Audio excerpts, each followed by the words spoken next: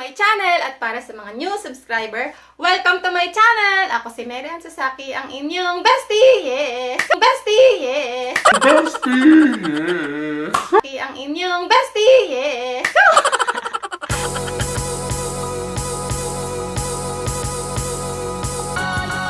Napipiyak na eh! Ngayon, ang i-unbox naman natin ay ang aking sapatos na na-order sa Rakuten din, mga bestie. Ito naman ay Converse shoes. So, ito talaga yung matagal ko nang gusto. Last year ko pa tong gusto. Kaya lang, hindi ko na-order kasi dadalong isip pa ako kasi medyo mahal pa siya. Sa mall, medyo mahal pa siya. So, ngayon, dito sa Rakuten, ginamit ko na yung point na aking naipon sa Rakuten. So, dito, napamura ako kasi ginamit ko na yung point na naipon ko sa Rakuten. So, ito na. I-unbox ko na sa inyo yung aking gustong-gustong shoes. So, ito na siya, mga bestie. Tchaaan! Ito nga pala ay Converse shoes at in-order ko to sa ABC Mart dyan sa Rakuten. Type nyo lang ang ABC Mart Converse ay lalabas na yung mga shoes ng Converse. So, yung ABC Mart, meron din silang shop dito sa outside, dito sa labas. Hindi sa online. Meron din silang shop. Marami silang shop dito sa Japan. Itong ABC Mart. Ito naman ay tinatawag na ABC Mart Net daw. Ayan. ABC Net Mart daw. Ayan sa baba. Sa net. So, dun ko siya in-order. So, sikat na shop itong ABC. Kaya talagang mapagkakatiwalaan. So, let's open! Wow! Meron siyang box. So, ang presyo nito, yan ilalagay ko dyan. Yung kanyang original price.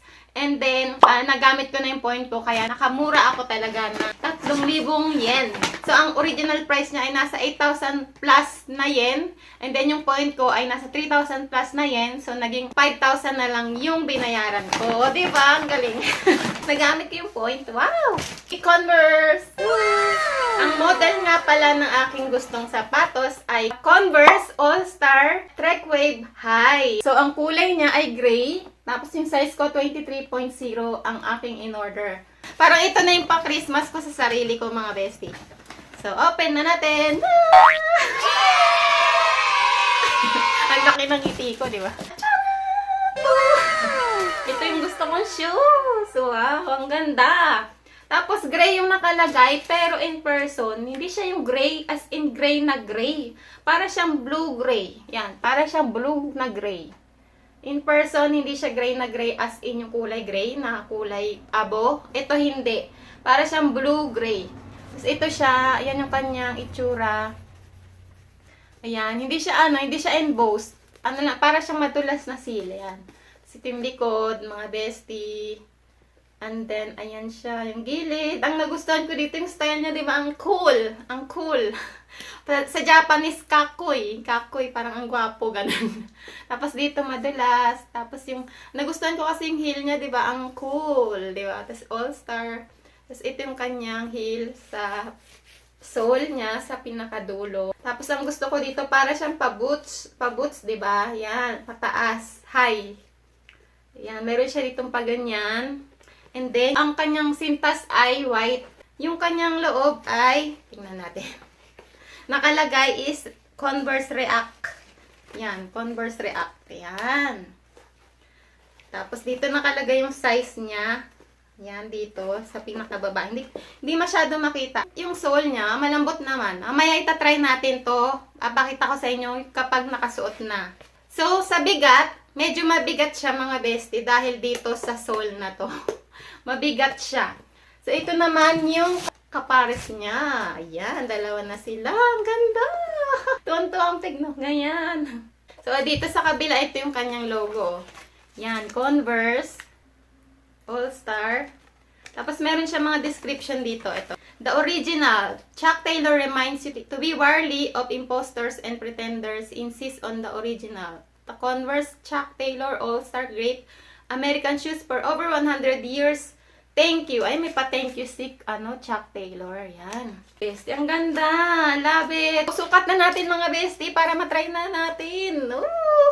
So, ayan mga bestie, sinukat ko na siya. Yung size na napili ko na 23.0 ay saktong-sakto. Ayan, yung style niya kapag nakababa yung inyong pantalon. Ayan siya, mga bestie. At pag nakataas naman ay ganito yung style niya para makita nyo yung style ng sapatos. Yes, mabigat ang sapatos na ito. Kaya sa mga nagtatanong kung mabigat, yes, mabigat po ito. Tapos, yung style ng sapatos na ito ay chunky shoes. Kaya kapag titingnan nyo, malaki talaga siya tingnan. Pero yung size na sa loob ay sakto lang mga bestie. So, ayan siya mga bestie. Tingnan nyo, cute siya. And then, ito naman, kapag nakikita nyo sa whole body, yung napili kong pantalon ay hindi bagay mga bestie. So, kasi may lakad ako ng time na yun papuntang work, pero yung ginamit kong shoes ay hindi yan. So, sinukat ko lang yan nung time na yan. Ayan, na-extra pa si Brownie. Pero nagustuhan ko talaga ang shoes na to dahil nga gustong-gusto ko to matagal na ma-achieve. So, na-achieve ko na siya. And, talaga naman hindi ako nagsisisi na binili ko siya mga bestie kahit medyo malaki siya kasi ganyan talaga yung style niya. At ito naman yung first time ko siyang ginamit sa lakaran kami ni Beski. Yes, sumakit yung paa ko mga bestie sa unang gamit ko sa kanya dahil hindi naman ganun kalambot yung sole niya. Sakto lang yung lambot kaya medyo sumakit yung paa ko.